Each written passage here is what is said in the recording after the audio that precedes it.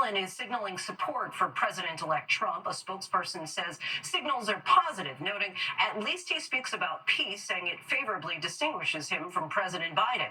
The comments come as sources say that Russia has massed 50,000 troops for a counteroffensive against Ukraine, and both are escalating their drone attacks. Here's ABC's Inez de la Quatara.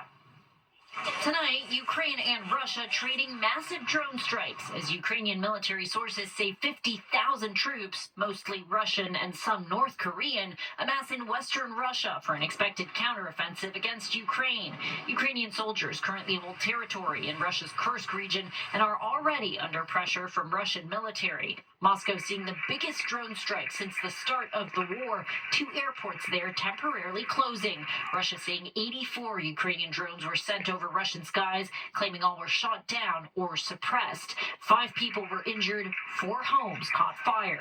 The head of the United Kingdom's armed forces telling the BBC that Russia is paying an extraordinary price for the war in Ukraine, both in terms of manpower and with its economy, saying Russia allegedly is seeing 1,500 dead or injured every single day. The longer the war goes on for Russia, the more difficult it is. Russia also sending a record 145 drones into Ukraine, according to Ukrainian officials. At least 1 drone striking a home and injuring 2 people. Firefighters in Odessa seen battling the flames in the aftermath of that strike. This neighborhood left in shambles. This amid questions about what could be next for Ukraine. Throughout his campaign, President-elect Trump vowed to immediately end the war without saying how he would do it. If I'm president, I will have that war settled in 1 day, 24 hours. I will get it settled before I even become president. If I win, when I'm president-elect, and what I'll do is I'll speak to one, I'll speak to the other, I'll get them together. The Kremlin today saying signals are positive regarding Trump's views on the war, and that his messaging about peace favorably distinguishes him from the incumbent administration.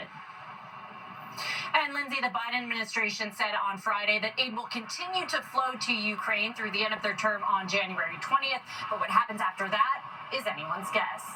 Lindsay? A lot of uncertainty in Ukraine. Inez, thank you. Overnight, American forces targeted Houthi-backed rebel facilities in Yemen. The Iranian-backed group has claimed responsibility for multiple attacks on commercial shipping in the Middle East region. ABC's Britt Clennon joins us now from Tel Aviv. Britt, what are you learning about the operation?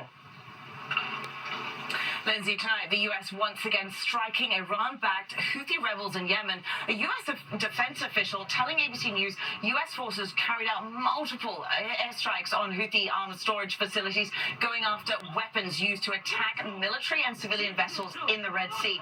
The region is still very much in crisis. Today, Israeli airstrikes in Lebanon killing 23 people, including 7 children.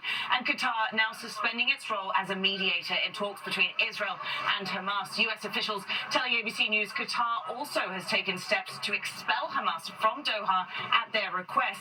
It's another worrying setback for hostage families and for any hopes of an end to the fighting in Gaza.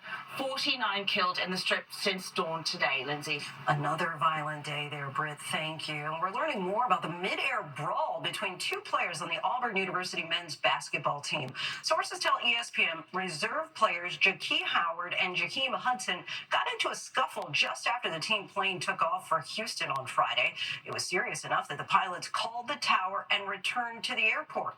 The flight deck is secure. The flight level is contained for the moment. We just had police on the ground, and we had 2 players that got into physical altercations, clothes were ripped, and 1 bloody player. The 2 players involved were left behind when the flight resumed. 11th-ranked Auburn went on to beat number 4 Houston on Saturday, 74-69. Details are just coming in about a daring rescue on the high seas involving one of our own. The Coast Guard says the Disney Treasure cruise ship saved 4 people on a sinking catamaran about 230 miles from the coast of Bermuda. Officials contacted the Treasure asking it to speed to the vessel in distress. Treasure was about 80 miles away at the time. The ship launched one of its small boats, plucking everyone to safety. Treasure was making its first transatlantic crossing. It is owned by Disney, the parent company of ABC News. And there's so much more ahead here on World News Tonight this Sunday. Britain's Princess Kate returns to royal duties, and special delivery, the holiday tradition, now in its 93rd year. Next tonight, NASCAR fans are mourning Hall of Fame driver Bobby Allison, who died Saturday at home in North Carolina. Allison won more than 80 races in his career, including the Daytona 500 3 times. His fist fight there with Cale Yarborough in 1979 is said to have put NASCAR on the map. Bobby Allison was 86 years old.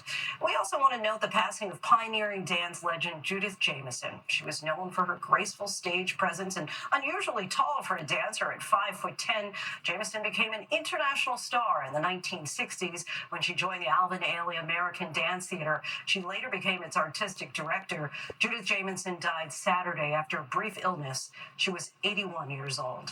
When we come back, Britain's Princess Kate is back in the spotlight. Her return to royal duties is next. And a sign of the season here in New York City, a 74-foot-tall Norway spruce arrived Saturday at Rockefeller Center. It was driven all the way from West Stockbridge, Massachusetts, 140 miles. Over the next few weeks, the tree will be decked out with 50,000 lights in time for the lighting on December 4th.